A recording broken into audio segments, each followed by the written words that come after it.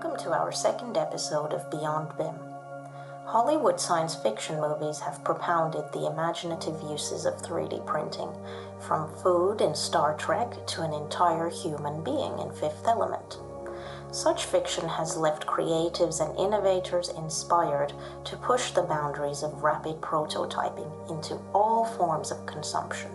3D printing not only marks a new and more efficient method of construction, its impact can also be societal, as it is seen to alleviate some of the larger humanitarian needs for affordable housing and shelter. But what does rapid prototyping or 3D printing have to offer? And in reality, what is the current state of the art for construction?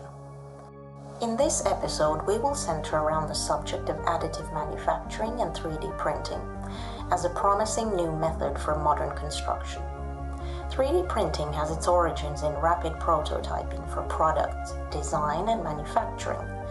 Yet, it has seen a slower proliferation in terms of testing and deployment in the construction sector than some of its counterpart industries that have already adopted 3D printing in areas such as dentistry for molds and aligners or medicine for prosthetics. Using 3D printing technology, digital designs can be readily realized at an unprecedented pace in a resource-efficient manner on site. And early adopters in construction are still faced with the realities of a risk-averse industry that is not yet fully commercially feasible for large-scale buildings.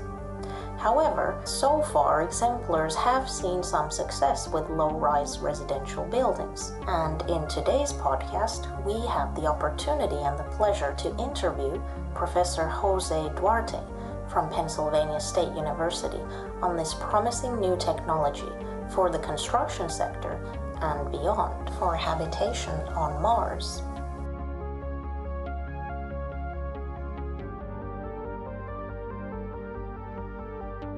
So, Jose, could you start off by telling a little bit more about yourself and what got you into 3D printing? Okay, so since I was in college and then during my PhD, I was interested in the mass customization of housing. So I was interested in developing systems to provide housing for low-income people. So in my PhD, I developed a system, an online system that people could log into and provide information about their family profile. And then the system would output a 3D model of the house.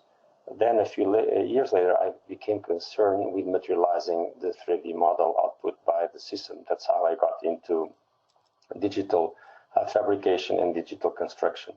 So when I moved to Penn State about 3.5 years ago, I made these the main subject of my research.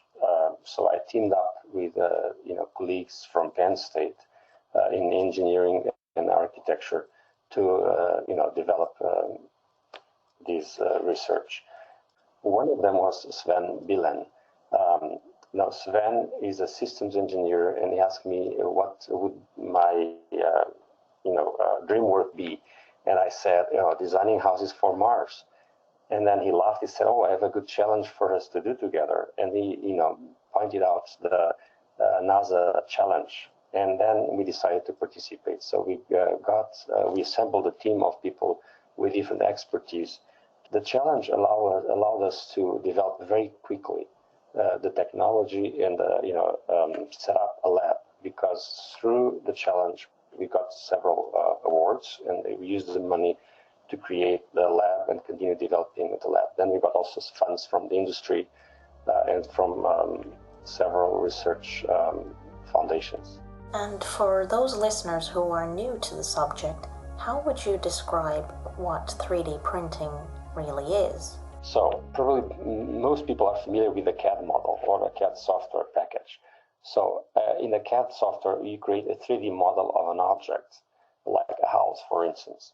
And then, 3D printing is about finding a way to materialize that 3D model. So what you do, the most common system is to slice the 3D model into horizontal layers. And then you use a print head to deposit the filament. Printing layer by layer, you end up with the 3D model. And so what was the aim of the NASA Mars Habitation Challenge, and what were some of its outcomes? Okay, very good. So I think the competition was very well designed, because the idea, the goal, the end goal is actually to design a shelter and develop the technology to make that shelter on Mars. So the competition is organized, or was organized in three different phases. The one was concerned with the design of the shelter. The second one was concerned with the development of the technology.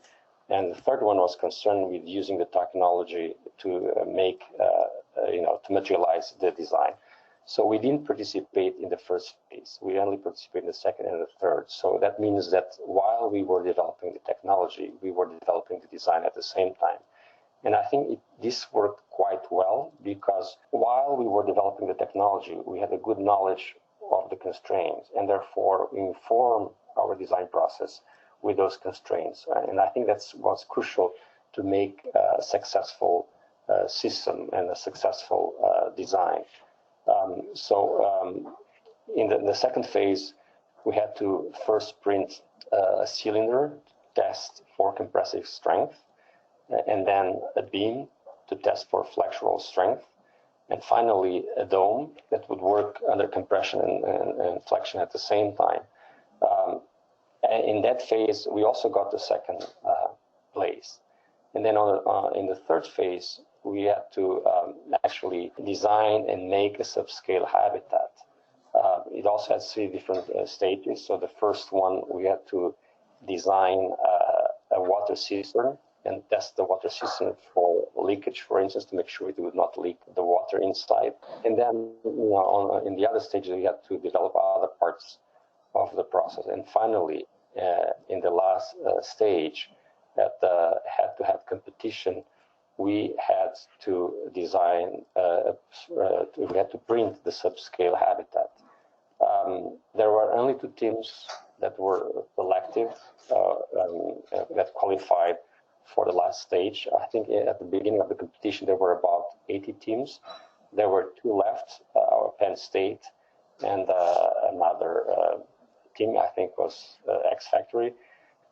So they were using a plastic, thermoplastic technology printing, while we were using concrete printing.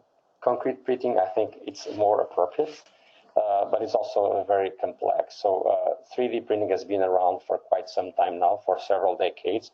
We use concrete printing because we think we can make concrete out of the materials that can be found on Mars. So we developed a specific concrete mix for the NASA competition for making the houses on Mars. At the competition, we did not use this mix for one reason. So the temperatures of Mars are very low. So we developed a mix that would work well under these low temperatures. But on Earth, the temperature is much higher. So what happens is that mix sets very fast. So it makes it very difficult to print, because the system tends to clog because of the temperature, because it sets very fast. So we had to design the material, and then we had to design also the system to print the material. So we assembled several machines that are commercially available, including a robotic arm, a concrete pumping machine, and then develop other parts of the system as well to make it possible to print a large-scale object. And then the design was also crucial. Architecture is about designing something for a specific site. So it's about contextual information. So we had to start from scratch. So we had to find information about the local climate, about the local conditions on Mars. And just to give you an idea, Mars has a lower gravity, is about 1/3 of the gravity on Earth, and has a very thin atmosphere, about 1% of the density of the atmosphere on Earth. So that completely changes the constraints to design the building. For instance, on Earth, the main force is a vertical force, the gravity force. On Mars, it's different, because you have to design a building that is completely sealed, that has inside the pressure that you find on Earth. So that means that the system, that closed system tends to explode, because the forces are actually lateral, from inside to the outside, and lateral. So that's a major difference from designing buildings on Earth. So that was one criteria. Then we had to find a way to shield the interior of the building from cosmic radiation. So we had to use materials that would not let the cosmic radiation go through. The walls had to have a certain thickness to make that happen. And also then it became the problem of the shape. So we wanted to print a shape without using formwork to make the process cheaper and simpler. And therefore, we came up with this idea of printing cones on the top of cylinders. And the inclination angle of the cone was crucial. So you developed several tests to find out what was the maximum printing angle that we could use. And then we used that for the design as well. So the design was a modular design. So we had these cylinder cone units, and you could combine different units. Actually, one of the most interesting aspects of our research was the use of BIM. So BIM is a building information modeling. So we used an existing platform and then developed and transformed the platform, adapted the platform for our needs. So basically, what was interesting is that we were using this system to design both the building and the process at the same time. So we were actually, while we were designing, so it's a parametric design model. So we were playing with this to generate different possible configurations, and ended up choosing one that we thought that fits the needs of the competition. That's fascinating. So when using BIM, did you have to develop bespoke plugins to design such habitation on Mars? I think it's fine if I mention the platform that we use. So we use the Autodesk Revit platform for one reason. So Autodesk was actually sponsoring us. So we wanted to use their software, but also because Revit is a very good BIM platform. So we extended the platform. We were using the existing software and extending the software by writing code using Dynamo. Dynamo is a visual programming language to make the parametric model, but also the software to slice the 3D model into layers and then develop the toolpaths that the printing head should follow while printing.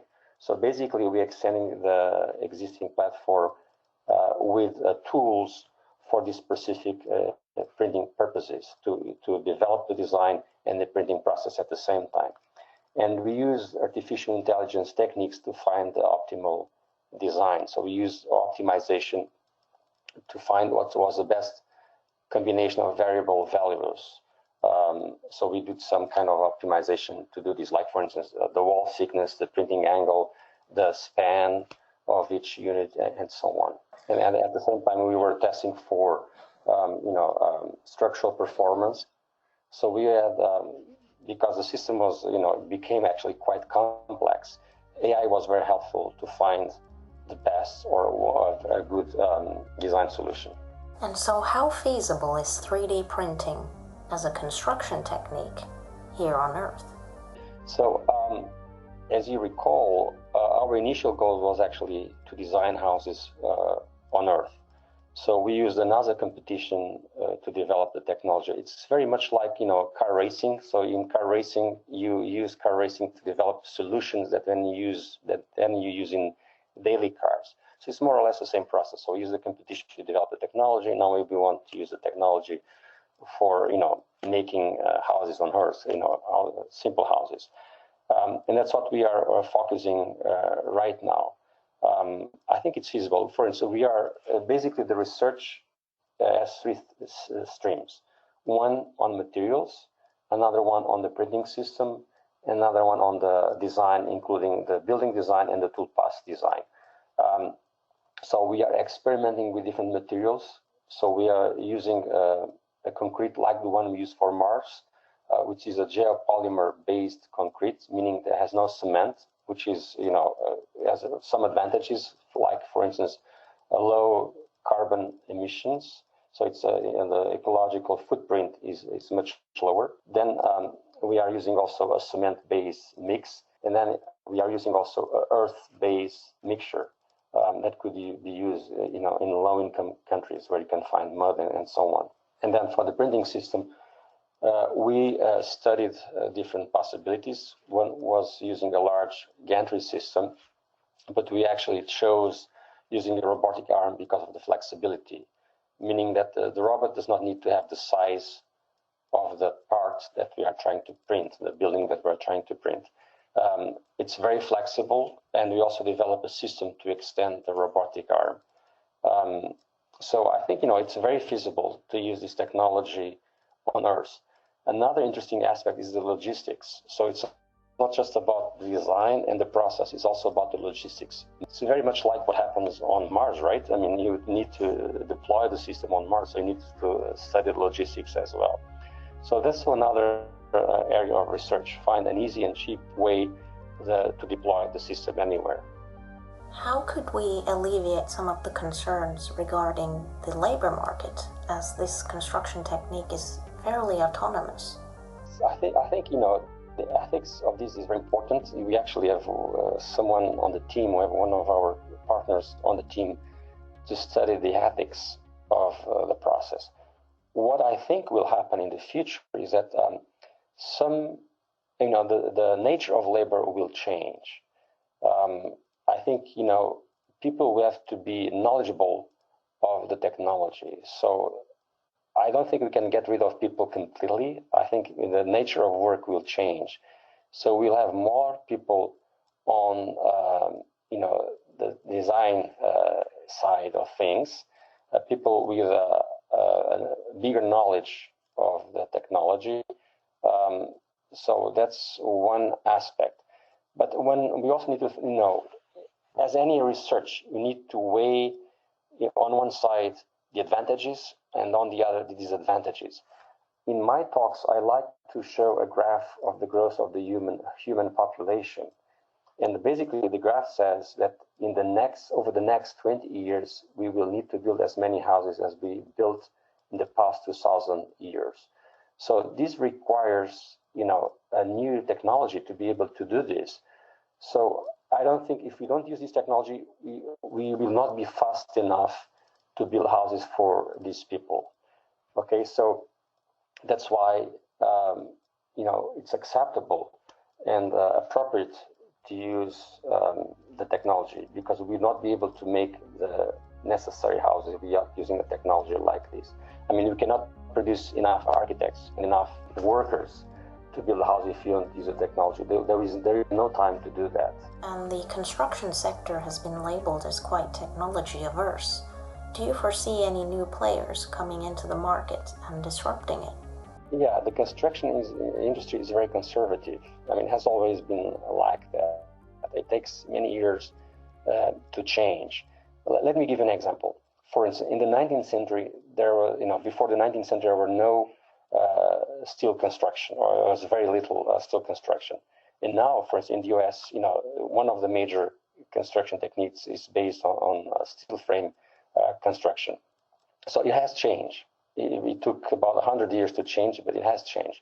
I think the same thing will happen with this technology. It will take many years to change because, the cost of the building is very high, has a very high social cost.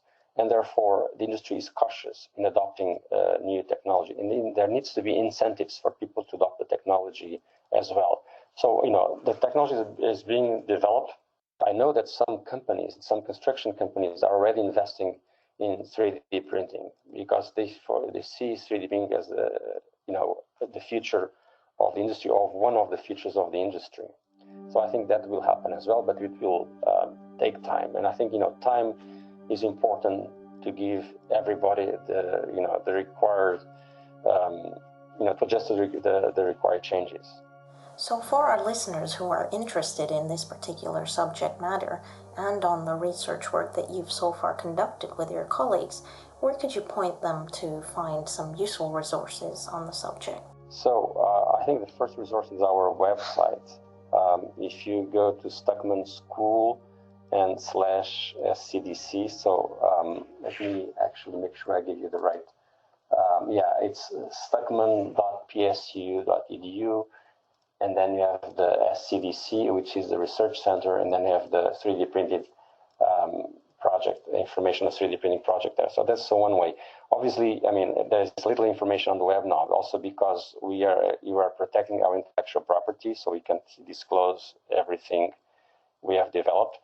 And we are also at the stage of writing papers and articles about the work. So some of them will be research articles, where others will be more targeting professional architectural magazines. There are some articles out there already, but without much technical information yet. And who would you say are the front runners or the leaders of 3D printing at the moment? So we are one of them. There's also one at the University of California in San Diego, which was a pioneer in concrete printing. There's also Eindhoven in the Netherlands. I think these are the three that come immediately to my mind. There's a company called Apis Core, who actually entered the competition as well. Yeah, so basically these are the four places or organizations that come to my mind. I would also like to mention my colleagues who are leading the team with me. So one of them is Shadina Zarin. She's a professor also here in architecture. The other one is Sven Bilen, which I already mentioned. He's a systems engineer at the School of Engineering Design here at Penn State. And Ali Memari, who is a professor in civil engineering and architectural engineering here at Penn State as well. So we are the leaders of this team. And then we work with several other faculty and students. And I'm also wondering, do you foresee that 3D printing will impact the courses and the education that is currently delivered? Oh yeah, so we are actually teaching a course on the concrete printing of architectural structures. Actually, it's for the upper undergrad students and grad students. So we actually have students in architecture and engineering at the master's and the PhD level, and also the last years in the bachelor's. They help to test and develop the technology, and I'm always amazed with the ideas that they bring and develop in the context of the course. And their ideas also help to inform our research. And then we engage them in the research, so they will become research partners as well, or part of the team. So our success also owes to these students. Okay, thank you so much, Jose, for taking the time to better inform our listeners and to educate us all on the wonderful and exciting world of 3D printing and what it might mean for our sector as a whole. Once again, thank you for listening. If you want to stay up to date with the latest episodes, you can visit our website or subscribe to CoinPM on Spotify, SoundCloud, Apple Podcasts, and all the other good podcast providers.